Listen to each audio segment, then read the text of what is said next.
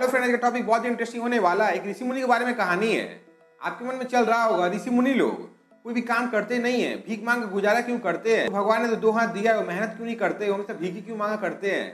इसके पीछे का कारण क्या है, वजह क्या है? ऋषि मुनि से हम क्या सीख सकते हैं? वीडियो के माध्यम से सब कुछ बताऊंगा, तो टेंशन लेने की जरूरत है, वीडियो में बने रहने की जरूरत है।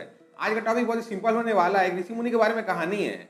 जो ऋषि मुनि भीख मांगते मांगते एक गांव में पहुंचते। गांव में कुइया के सामने एक औरत पानी भर रही होती है। उस औरत से ऋषि मुनि कहते हैं, बेटा थोड़ा पानी मिलेगा, मुझे बहुत प्यास लगा है। वो औरत भी ऋषि मुनि को पानी पिलाती है और कहती है, बाबा मैं आपसे एक सवाल पूछूं? तो ऋषि मुनि कहते हैं, बोलो ना बेटा, क्या बात है? तो औरत कहती है, आप देखने में इतने सुंदर है, हित पुष्ट है, तब काम क्यों नहीं करते हैं? आप लोग ऋषि मुनि बनकर भीख क्यों मांगते हैं? ऋषि मुनि ये बात सुनकर थोड़ा सा मुस्कुराता है और जाकर पेड़ के नीचे बैठ जाता है। औरत उसके पीछे पीछे जाती है और उसके घुटनों के पास बैठ जाती है। तो ऋषि मुनि कहते हैं, हमारा जो काम है वो भगवान को याद करना है, भगवान पे लीन होना है, इसीलिए हम कभी समय देखते नहीं हैं।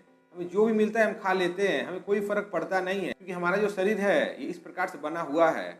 और ऋषि मुनि लोग का जो आदत होता है वो भीख मांगने का ही होता है, क्योंकि हमें अगर दान नहीं मिलेगा तो हमारा पालन पोषण होगा नहीं। हम मेहनत करने के लिए बने हुए नहीं हैं। आज हम मेहनत कर लेंगे, पर कल जब हम बूढ़े हो जाएंगे तो हम मेहनत कैसे करेंगे? हमारा जो शरीर है, आज तुम कह रही होगी हम बहुत सुंदर है, पर कल हमारा ये शरीर रहेगा नहीं। इतना सुनते ही वो लड़की ऋषि मुनि को अपने घर में भोजन के लिए बुलाती है और ऋषि मुनि भी उसके घर भोजन करने चले जाते हैं। भोजन करके जब वहाँ से वो बाहर आते हैं, आकर वो गाँव में एक कोने में बैठे हुए हैं, बहुत से लोग आकर ऋषि मुनि से कहते हैं, आप उस लड़की के घर में क्यों गए भोजन करने के लिए? क्योंकि उस लड़की का चरित्र ठीक नहीं है। उसके घर में भोजन करने से आपका भी चरित्र मैला हो सकता है। इतना सुनकर ऋषि मुनि कहते हैं, क्या उस लड़की का चरित्र मैला उस लड़की की वजह से है कि उसका चरित्र मैला करने में किसी पुरुष का हाथ है? इतना सुनकर सब चौंक जाते हैं। सब बाबा से पूछने लगते हैं, बाबा वो कहने का मतलब क्या है? ऋषि मुनि समझाते हुए कहते हैं, क्या वो लड़की अकेले चरित्रहीन बनी है, उसमें कोई लड़के का हाथ नहीं है? ये सुनकर सबका मुंह लज्जा से झुक जाता है, वहाँ सन्नाटा छा जाता है। ये देखकर ऋषि मुनि बस इतना ही कहते हैं, चरित्रहीन होने में सिर्फ लड़की का हाथ नहीं है, उसमें लड़कों का भी हाथ है। अगर लड़का सही रहेगा तो लड़की चरित्रहीन हो ही नहीं सकती है। तो फिर मैं आपको इस कहानी के माध्यम से यही कहना चाहता हूँ, ऋषि मुनि क्यों दान लेते हैं, शायद आपको पता चल गया हो। क्योंकि ऋषि मुनि लोग को समय का आभास होता नहीं है, समय का ध्यान रहता नहीं है। आज यहाँ रहते हैं, कल वहाँ निकल जाते हैं, कभी इस जंगल में रहते हैं, कभी उस वन में रहते हैं।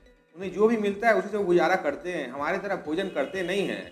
आज रूखा सूखा खा लेते हैं, कभी तो खाना मिलता नहीं है। जिस दिन खाना मिलता नहीं उस दिन एकादशी बना लेते हैं, उपवास रह लेते हैं, जल पीकर सो जाते हैं और इसी प्रकार जीवन व्यतीत करते हैं। उन्हें ये भी ध्यान रहता नहीं है कि हमें खाना पीना जरूरी है। उनके ध्यान में तो एक ही चीज़ रहता है, हमें भगवान का ध्यान रखना है। इसीलिए उनके पास में समय रहता नहीं है कि वो काम कर सके। अगर वो काम करेंगे तो भगवान का ध्यान कब करेंगे? इसीलिए वो भीख मांगा करते हैं, दान लिया करते हैं। और शास्त्र में भी लिखा हुआ है कि ऋषि मुनि लोग को दान देना बहुत अच्छा माना गया है। और ऋषि मुनि अपनी लाइफ किस प्रकार से जीते हैं आपको पता चल गया होगा। आज के लिए बस इतना ही। अपने चैनल पहली बार आए, चैनल सब्सक्राइब बिल को प्रेस करें और वीडियो लाइक और शेयर करें। Thank you.